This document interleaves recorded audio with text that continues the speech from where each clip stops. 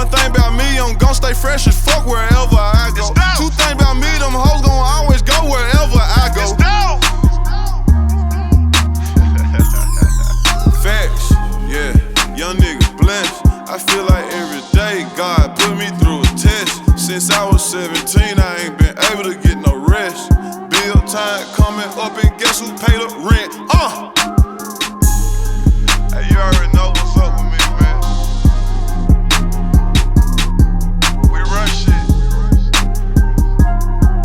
Paper route business. Daddy, yo, what's poppin'? What's going on, guys? Some of y'all may know I'm back to doing YouTube, and we're going to pick up a new truck today. And in case some of y'all didn't know, I actually just had an LBZ Duramax that I sold yesterday, and it hasn't been 24 hours and I'm already going to get another one. I'm having some withdrawals. You know, is it a financially smart choice to go buy another Duramax? Maybe not, but the real question is, you know, life's not about the number of years you live, it's about the experiences you live. And unfortunately, for most people, they're not living because they've never had a Hoodstacked Duramax. Going to pick it up in the old LLY. We got the gooseneck hooked up because it does not have a drive shaft in it.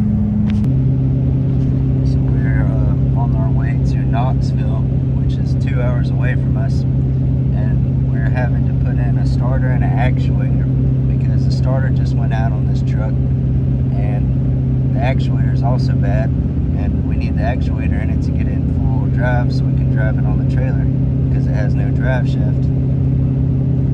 And that is basically why I'm getting this truck, because it's a good deal.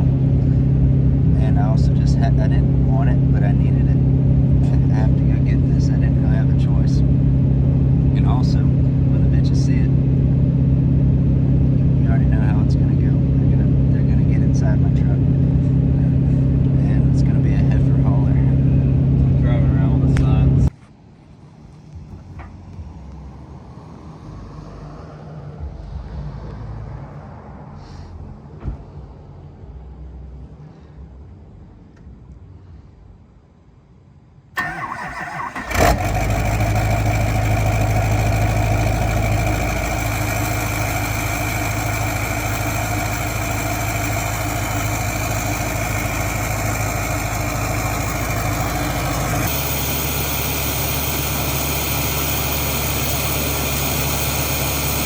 That's obnoxious. Well, we are on our way back home with no truck. We got there, we put the starter on it, and it fired up. We couldn't get it to go into four-wheel drive to drive it up on the trailer. And we don't have a winch on the trailer, so there was no way of us getting the truck up on the trailer. So our new plan is to come back in 2 days. We'll have a winch on the trailer and winch it up. But I did buy the truck, got the title and keys, and we just wasted about 2 hours. I'll cut to Sunday. So we came back day 2. We got a drive shaft and we got it plugged up. Now we're hoping this thing will move on its own weight just to get on that trailer. We're back with a new trailer with a winch. Bumper pull this time. I'm gonna try to get this done.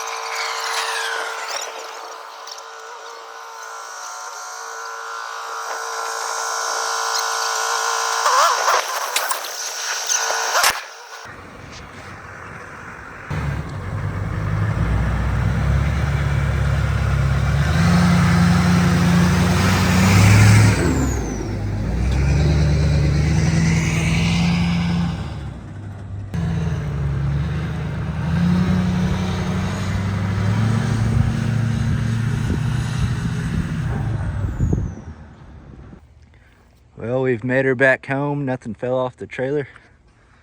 Had to turn on the rock lights. Wreck a couple necks going down the road. We're about to unload this bad boy.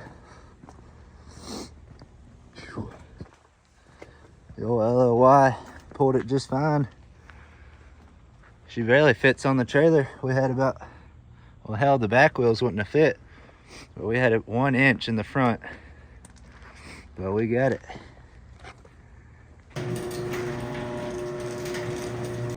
So we made it back home with the truck. It is the next day now. It's daylight. I'll give you guys a quick little rundown. So obviously I wouldn't just go out and buy a running and driving truck. That wouldn't make any sense, right? We've got to get the deals. In order to get the deals, you got to do some work. So I ended up paying $9,500 for this truck, which I think is a steal. It's a LBZ Duramax. It's got 160,000 on the motor, and I don't know how many miles on the transmission. It has a built trans in it by DHD, Dirty Hooker. To the main part, the issues. So this truck does have a few issues. Thankfully, it's nothing major expensive, I guess. It will take a lot of time, but so when I bought this truck, there was no drive shaft in it. This thing was eating through drive shafts, and I think the previous owner went through like 4 drive shafts, and I was recommended, or not recommended, but I was told that the rear blocks are bad. They're misaligned, I guess, causing the angle of the axle to be off, and just that's why it's tearing through. Drive shafts, which I've never really heard of that being an issue, but I don't know what else it would be. But what I do have to basically eliminate any possibilities is I bought a whole new rear end, because he said the rear end grenaded on him, but I did drive it up the trailer, so I'm not exactly sure if that's true. So I bought a whole rear end, rear axle. It was 150 bucks. Bought a drive shaft from the same part out. It's 50 bucks. Ordering, I've got to measure the size of these blocks, because it is sitting a little bit too high in the rear. It's about 2 inches higher. So I got to order new rear blocks anyway. So we go ahead and get, I guess, 2-inch smaller rear blocks. This is a 4 to 6 inch lift. So I'm going to do new blocks, new axle, new drive shaft. So yeah, just almost everything in the rear is getting replaced. And after that, it should be running and driving. So, but that is not it. There is more issues, but that's all it'll take to get this thing on the road. But this truck does have the old school upper control arm drop lift by Super Lift. So it's got the drop brackets instead of the lift spindles, and it is fully built front end. I mean, somebody has dumped some money in this. Kryptonite uppers, bolt-in ball joints. Got Kryptonite tie rods. They're like 1 inch thick. Those things are not being broke. Basically, pitman arm, idler arm. Pretty much everything has been replaced. I don't know if that came with the lift kit or not, but there's a heim joint right there that connects the steering drop to the front cross member, which I've never seen before. That's pretty cool. I don't know if that came with the lift or not. What else is named of this thing? Obviously, Hoodstacked, which, stay tuned, that's going to get changed.